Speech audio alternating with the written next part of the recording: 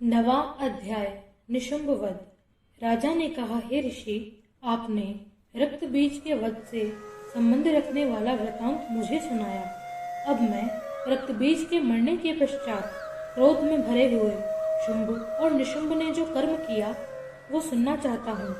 महर्षि मेधा ने कहा, रक्त बीज के मारे जाने पर शुंभ और निशुंभ को बड़ा क्रोध आया और अपनी बहुत बड़ी सेना का इस प्रकार सर्वनाश होते देखकर निशुंभ देवी पर आक्रमण करने के लिए दौड़ा। उसके साथ बहुत से बड़े बड़े असुर देवी को मारने के वास्ते दौड़े और महापराक्रमी शुंभ अपनी सेना सहित चंडिका को मारने के लिए बढ़ा। फिर शुंभ और निशुंभ का देवी से घोर युद्ध होने लगा और वह दोनों असुर इस प्रकार देवी पर बाण फेंकने लगे जैसे मानो मेघों से वर्षा हो रही हो। उन दोनों के चलाए हुए बाणों को देवी ने अपने बाणों से काट डाला और अपने शस्त्रों की वर्षा से उन दोनों दैत्यों को चोट पहुंचाई। निशुंभ ने तीक्ष्ण तलवार और चमकती हुई ढाल लेकर देवी के सिंह पर आक्रमण किया। अपने वाहन को चोट पहुंची हुई देखकर देवी ने अपने शूरप्र नामक बाण से निशुंभ की तलवार और ढाल दोनों को ही काट डाला। तलवार और ढाल के कट जाने पर निशुंभ ने देवी पर शक्ति से प्रहार किया। देवी ने अपने चक्र से उसके 2 टुकड़े कर दिए। फिर क्या था, दैत्य मारे क्रोध के जल भुन गया। उसने देवी को मारने के लिए देवी की ओर शूल फेंका, किंतु देवी ने अपने मुक्के से उसको चूर चूर कर डाला। फिर उसने देवी पर गदा से प्रहार किया। देवी ने त्रिशूल से गदा को भस्म कर डाला। इसके पश्चात वह फरसा हाथ में लेकर देवी की ओर लपका। देवी ने अपने तीखे बाणों से उसे धरती पर सुला दिया। अपने पराक्रमी भाई निशुंभ के इस प्रकार मरने पर शुंभ क्रोध में भरकर देवी को मारने के लिए दौड़ा। वह रथ में बैठा हुआ उत्तम आयुधों से सुशोभित अपनी 8 बड़ी बड़ी भुजाओं से सारे आकाश को ढके हुए था। शुंभ को आते हुए देखकर देवी ने अपना शंख बजाया और धनुष की टंकार का भी अत्यंत दुस्सह शब्द किया। साथ ही अपने घंटे के शब्द से, जो कि पूर्ण दैत्य सेना के तेज को नष्ट करने वाला था, संपूर्ण दिशाओं को व्याप्त कर दिया। इसके पश्चात देवी के सिंह ने भी अपनी दहाड़ से, जिसे सुन बड़े बड़े बलवानों के मद चूर चूर हो जाते थे, आकाश और 10 दिशाओं को पूरित कर दिया। फिर आकाश में उछलकर काली ने अपने दांतों तथा हाथों को पृथ्वी पर पटका। उसके ऐसा करने से ऐसा शब्द हुआ जिससे कि उसके पहले के सब शब्द शांत हो गए।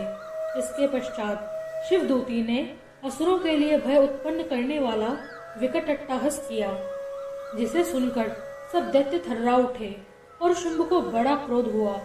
फिर अंबिका ने उसे, अरे दुष्ट, खड़ा रह कहा तो आकाश से सभी देवता जय हो बोल उठे।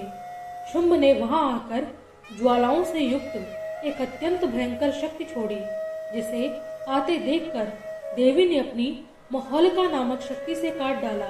हे राजन, फिर शुंभ ने सिंहनाद से तीनों लोकों को व्याप्त कर दिया और उसकी प्रतिध्वनि से एक ऐसा घोर शब्द हुआ जिससे उसके सब पहले के शब्दों को जीत लिया।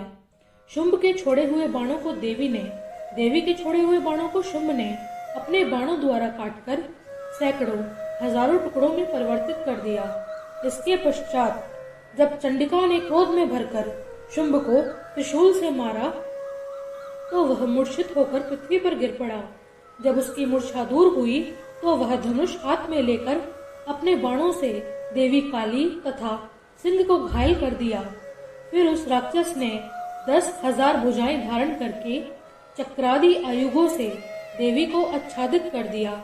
तब भगवती दुर्गा ने कुपित होकर अपने बाणों से उन चक्रों तथा उसके बाणों को काट डाला। यह देखकर शुंभ हाथ में गदा लेकर चंडिका को मारने के लिए दौड़ा। उसके आते ही देवी ने तीक्ष्ण धार वाले खड़ग से उसकी गदा को काट डाला। उसने फिर त्रिशूल हाथ में ले लिया। देवताओं को दुखी करने वाले निशुंभ को त्रिशूल हाथ में लेते हुए आता देखकर चंडिका ने अपने शूल से उसकी छाती पर प्रहार किया। उसकी छाती को चीर डाला। शूल विदीर्ण हो जाने पर उसकी छाती में से एक उस जैसा ही महापराक्रमी दैत्य ठहर जा कहता हुआ निकला।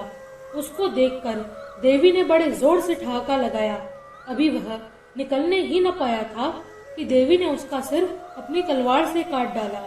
सिर के कट जाने के साथ ही वह पृथ्वी पर गिर पड़ा।